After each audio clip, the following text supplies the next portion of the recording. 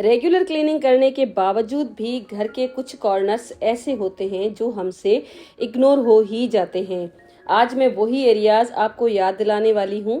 कहीं आपने भी मेरी तरह उन एरियाज को मिस तो नहीं कर दिया। तो चलिए आइए आज कुछ करते हैं क्लीनिंग, ताकि आगे का आने वाला सीजन है ना, उसमें हमारे लिए आसानी हो जाए। Hello friends, once again welcome back to my channel. कैसे हैं आप सब? स्टार्ट हम करते हैं इस टेबलेट के साथ, जो हर किसी की एक ज़रूरत बन चुकी है। तो अक्सर हमारे पास बड़ी टेबलेट्स होती है ना, जिनको हमें हाफ करके लेना होता है। तो ना हम इस तरह से कर सकते हैं कि कोई स्पून लेकर और दोनों साइड से जब आप इसको प्रेस करेंगे ना, तो गोली दो पार्ट्स में डिवाइड हो जाएगी। छोटी जो टेबलेट होती है ना, राउंड शेप, उसको भी आप सेम मेथड के साथ कट कर सकते हैं। तो हम जब इसको तोड़ते हैं ना, तो हम कोई टूल ढूंढते रहते हैं, या तो फिर हम हाथ से ही कोशिश करते हैं। तो गोली है ना, इक्वल पार्ट्स में डिवाइड नहीं होती है। इस तरह से ना बिल्कुल दोनों साइड्स जो कट होंगी ना, बराबर से कट हो जाएंगी। तो अच्छा आइडिया है, तो मैंने सोचा आपके साथ इसको शेयर करूं, क्या पता आपको भी ये यूजफुल लगे। अब करते हैं हम क्लीनिंग। और अक्सर जब हमारा फर्नीचर हमें क्लीन करना होता है ना, तो इस तरह से कपड़ा हम लगा देते हैं, लेकिन ऐसी जगह होती है जहाँ पर ये डस्ट है ना छुपी हुई होती है। नॉर्मल जब कपड़े से साफ करते हैं ना, तो ठीक तरह से ये साफ नहीं होती है। मैं भी ऐसे इसको क्लीन कर रही थी। हमें ऐसे लग रहा होता है कि हमने सारी क्लीनिंग कर ली है, क्योंकि हम कपड़े के साथ इसको साफ कर रहे होते हैं। तो यहाँ पर देखिए मट्टी है ना, ये साफ नहीं होती है कपड़े के साथ। तो इसके लिए आसान सा हल ये है कि आप ना पुराना कोई भी मोज़ा ले लीजिए। मेरे पास ये पुराना मोज़ा है, लेकिन ये वॉश्ड है, तो इसी को मैंने ले लिया है। इसको मैं अपने हाथ पे चढ़ा लूँगी। और उसके बाद अगर आपका फर्नीचर ऐसा है जिसको आप लिक्विड से साफ नहीं करना चाहते, तो भी आप इस तरह से मोज़े के साथ आप इसको साफ कर सकते हैं। नहीं तो जो मैंने DIY लिक्विड बनाया होता है ना, उसके साथ मैं अपने फर्नीचर, वुडन हो चाहे कोई भी फर्नीचर हो ना, उसको मैं साफ कर लेती हूँ। ये जो चेयर्स है ना, मेरे पास वुडन है, तो इनको मैंने कुछ इस तरह से साफ कर लिया है। और बहुत थोड़े से टाइम में, बहुत थोड़ी सी एफर्ट के साथ आप इसको साफ कर लेंगे, और फर्नीचर बहुत अच्छी तरह से साफ भी हो जाएगा। आपको एक्स्ट्रा किसी कपड़े की ज़रूरत ही नहीं पड़ने वाली।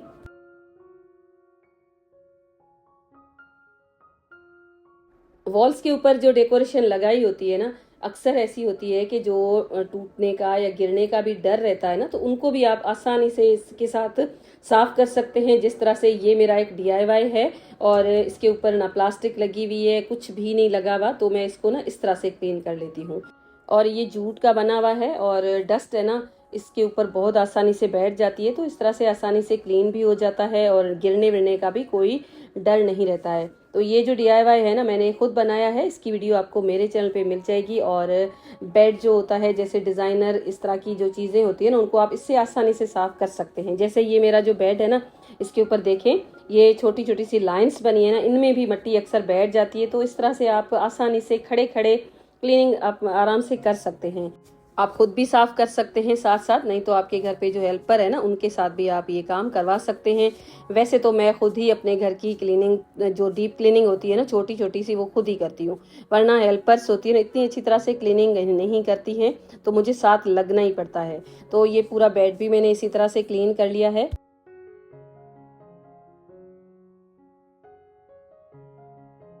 तो ये जो DIY है ना, तकरीबन 1 साल पुराना तो होगा। मुझे ये बहुत ज़्यादा पसंद है, और मेरी इस वॉल पे ये जब से मैंने लगाया है ना, तब से इसी वॉल पे ये ठीक से लगा हुआ है। और इसको भी मैंने इसी तरह से क्लीन किया है। कोई ब्रश ले लूँ या तो फिर कोई ऐसा कपड़ा ले लूँ ना, उसमें ये जो लकड़ियाँ हैं ना, अटक जाती हैं, तो टूटने का भी डर रहता है। तो इस तरह से मैंने इसको क्लीन कर लिया है। अक्सर मैं इसी तरह से इसको आराम आराम से क्लीन कर लेती हूँ। तो इसके ऊपर जो छोटे छोटे से मिरर्स हैं ना, वो भी इससे बहुत आसानी से साफ हो जाते हैं, बिल्कुल चमक उठते हैं। डाइनिंग टेबल की ये चेयर है, तो इसके ऊपर कोई नहीं बैठता है, वो इसीलिए कि हम फैमिली मेंबर ही 4 हैं। तो ये जो एक्स्ट्रा चेयर है ना, ऐसे ही पड़ी रहती है। तो इसकी भी क्लीनिंग देखें मुझे करनी थी, लेकिन ये भी मैं भूल गई थी। इसके ऊपर देखें कितनी सारी डस्ट है ना। तो ऐसे ही हमें चीज़ें है ना, वो भूल जाते हैं। तो हमें ऐसे लगता है कि हम इसको यूज़ नहीं कर रहे हैं, साफ़ सुथरी होंगी, लेकिन पड़े पड़े है ना, उसके ऊपर डस्ट आ जाती है। तो उनको भी साफ़ करना उतना ही ज़रूरी होता है। उसके बाद जो हमारे घरों में ग्रिल्स लगी होती हैं या कोई भी लॉक होता है ना, तो वहाँ पर देखें इस तरह से मिट्टी आ जाती है, तो इसको भी आप साथ साथ क्लीन कर लें। तो ऐसे छोटे छोटे से एरियाज होते हैं जिनको साफ करना हम भूल जाते हैं। तो आर्टिफिशियल प्लांट्स अगर आपके पास रखे हैं ना, तो उनको तो आप इस शौक के साथ बहुत आसानी से साफ कर सकते हैं। देखें, बिल्कुल थोड़ा सा ही टाइम लगेगा और आप इसको आसानी से क्लीन कर लेंगे।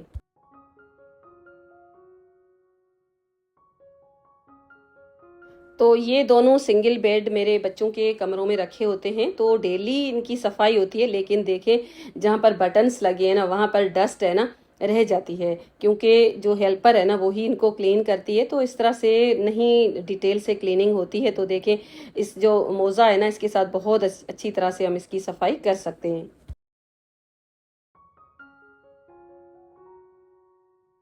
उसके बाद बाकी जो फर्नीचर था ना, उसको भी मैंने लगे हाथ इसी तरह से क्लीन कर लिया है।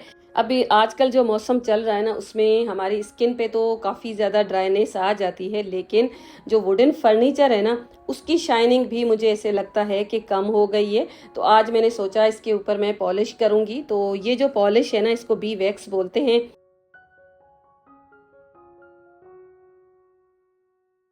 और ये वुडन फर्नीचर होता है ना, उसके लिए तो बेस्ट रह जाती है। तो ये मैंने ले ली थी, और मेरे घर पे जितना भी फर्नीचर है ना, उसके ऊपर मैंने इसको लगाया था। और इसको लगाने का आज मैं आपके साथ बिल्कुल सिंपल सा एक तरीका शेयर करने वाली हूँ।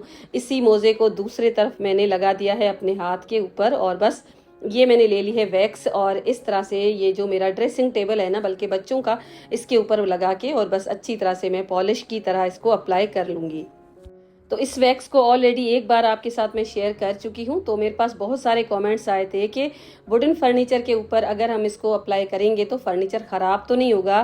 तो माय डियर, बिल्कुल भी फर्नीचर ख़राब नहीं होगा। उल्टा आपका जो फर्नीचर है ना, उसमें शाइनिंग भी आ जाएगी और बिल्कुल फ्रेश हो जाएगा। तो मेरे पास जो भी वुडन फर्नीचर है ना, उस पूरे के ऊपर आज मैंने ये बी वैक्स लगा दी है। अच्छा, इस वैक्स के ऊपर ये लिखा हुआ था कि जब आप इसको अप्लाई करें ना, तो कॉटन के साथ या किसी भी फोम के साथ अप्लाई करें। तो आप ना सारे झंझट छोड़ के बस एक मोज़ा लेकर इस तरह से अप्लाई करेंगे ना, तो हो सकता है बहुत आसान आपका काम। तो आपको झंझट करने की कोई ज़रूरत नहीं पड़ेगी। बस एक मोज़ा उठा लीजिए और पूरे घर का जितना भी आपका फर्नीचर है ना, उसके ऊपर आप इस तरह से पॉलिश कर सकते हैं। दरवाज़ों की ये वाली जो स्पेस है ना, इसको भी क्लीन कर लिया करें, देख लिया करें, यहाँ पर भी मिट्टी है ना वो आ जाती है।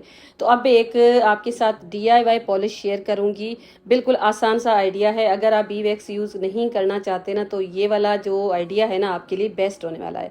तो मैंने एक यहाँ पर ले लिया है कॉफ़ी का साशे, और उसके अंदर मैं ऐड कर दूँगी नारियल का तेल।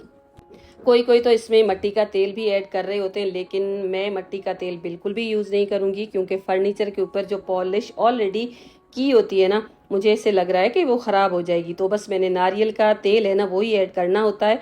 और काफ़ी बार ऑलरेडी मैं आपके साथ शेयर कर चुकी हूँ। और इस तरह से जब आप इसके अंदर ऐड करेंगे ना, तो कॉफ़ी है ना अच्छी तरह से इसके अंदर मिक्स नहीं होगी।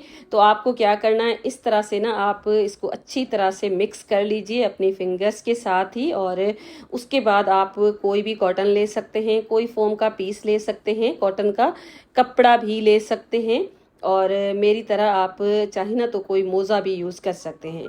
तो अभी तो मैंने फ़िलहाल ये ले लिया है एक फ़ोम का पीस, और इसके साथ मैं अपने इस टेबल के ऊपर इसको करने वाली हूँ अप्लाई। इस टेबल के ऊपर भी मैं बी वैक्स अप्लाई कर सकती थी, लेकिन आज मैंने सोचा इसको थोड़ा सा नया सा लुक देती हूँ, क्योंकि कॉफ़ी का कलर है ना ब्राउन होता है। तो ये टेबल है ना, वैसे तो इसकी पॉलिश बिल्कुल भी ख़राब नहीं हुई है, तो और अच्छी इसमें शाइनिंग भी आ जाएगी, और मेरा जो टेबल है ना वो भी बिल्कुल नया हो जाएगा। इस कमरे के जो सोफ़ा है ना, वो भी मैंने थोड़े से चेंज किए हैं। अगर आप कहेंगे तो वीडियो आपके साथ मैं शेयर करूँगी किस तरह से मैंने कम प्राइसेस में अपने सोफ़ों को नया लुक दिया है।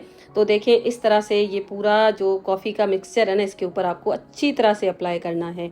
रगड़ लीजिएगा, और स्क्रैचेस बिल्कुल भी आपके वुडन फर्नीचर में नहीं आने वाले। अगर कॉफ़ी के छोटे छोटे से दाने रह भी जाते हैं ना, तो भी कॉफ़ी आपके फर्नीचर को ख़राब नहीं करने वाली। वीडियो की स्पीड मैंने थोड़ी सी फास्ट की है, तभी काम इतने जल्दी जल्दी हो रहे हैं। जब मैं वीडियो एडिट करने बैठती हूँ ना, तो स्पीड थोड़ी सी बढ़ जाती है ना, तो मुझे ऐसे लगता है कि रियल लाइफ में भी अगर इस तरह की स्पीड के साथ हम काम कर लेना, तो हमारे काम कितने आसान हो जाएं। लेकिन स्पीड जो हमारी रहती है ना, वो ही रहती है।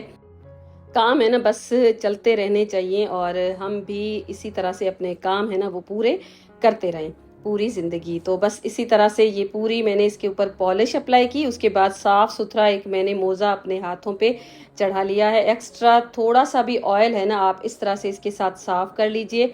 आपको एक और डाउट मैं क्लियर करूं, अगर आपको ऐसे लगता है ना कि इसके ऊपर एक्स्ट्रा डस्ट बैठ जाएगी तो बिल्कुल भी डस्ट नहीं बैठेगी। आप ना मेक श्योर कर लीजिएगा कि आपने इसको अच्छी तरह से रब कर लिया है, क्लीन कर लिया है, तो एक्स्ट्रा ऑयल इसके ऊपर नहीं रहना चाहिए। ऑयल जो भी होगा ना वो वुड के अंदर एब्जॉर्ब हो जाएगा। इस तरह से आपके वुड की जो लाइफ है ना वो भी इंक्रीज हो जाएगी और आपका फर्नीचर भी नया हो जाएगा।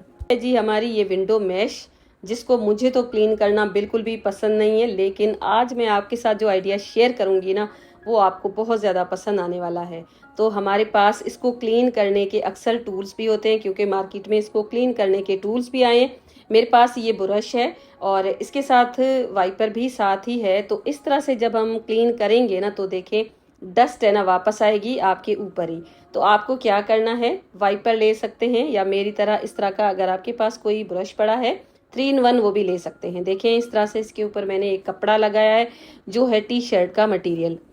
अब इसकी दोनों साइड्स पे क्लिप्स लगा के आप इसको कर लीजिए सिक्योर, और उसके बाद इसके ऊपर अगर आप चाहें ना तो नॉर्मल पानी के साथ भी स्प्रे कर सकते हैं, नहीं तो मेरी तरह DIY जो स्प्रे है ना हमारा उसके साथ आप स्प्रे करके कुछ इस तरह से इसको क्लीन कर सकते हैं। अब जब आप इसको क्लीन करेंगे ना तो डस्ट है ना आपके ऊपर बिल्कुल भी नहीं आएगी।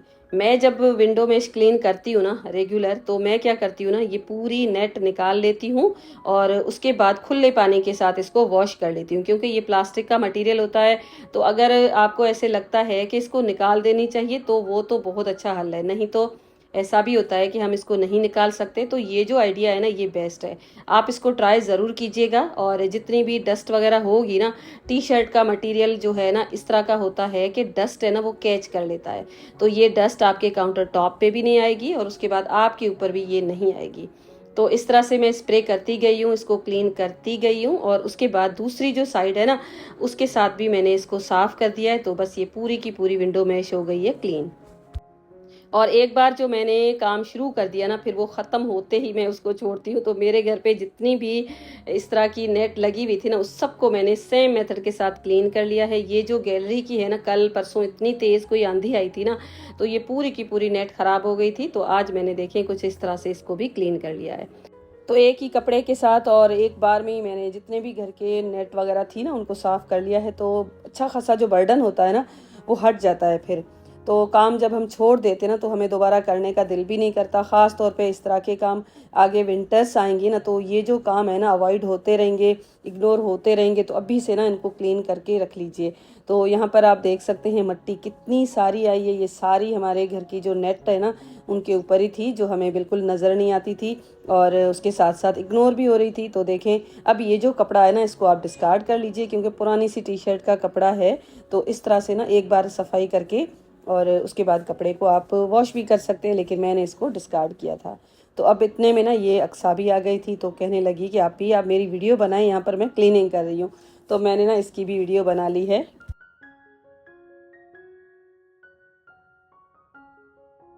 तो अभी ये जो प्लांटर है ना मेरे ड्राइंग रूम में रखा होता था, लेकिन इसका जो प्लांटर है ना जो मिट्टी का है बिल्कुल ख़राब हो चुका। तो इसके ऊपर ना मैंने ये वॉल शीट लगा दी है जो फैब्रिक की आती है। तो ये मेरे पास एक्स्ट्रा शीट थी, इसकी चारों तरफ मैंने लगा दी है और कलर करने का मुझे टाइम नहीं था। और उसके बाद इसका जो सॉइल है ना उसके ऊपर मैंने ये मेरे पास सी शेल्स हैं इनको रखा है। तो कभी कभी ऐसा हो जाता है ना कि सॉइल ऊपर से ड्राई हो जाता है, तो फ़ैन वगैरह चलते हैं ना तो यही मिट्टी है ना उड़ती है, फर्नीचर के ऊपर भी आ जाती है, फिर गंदा हो जाता है।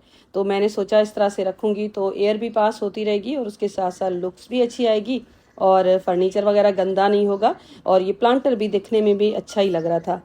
तो अब यहाँ पर मुझे दीजिए इजाज़त और अपना ढेर सारा ख्याल रखिएगा। वीडियो को लाइक कीजिएगा, शेयर कीजिएगा और कमेंट में ये मुझे ज़रूर बताइएगा कि आप अपने घर की डेली रूटीन की क्लीनिंग किस तरह से करते हैं।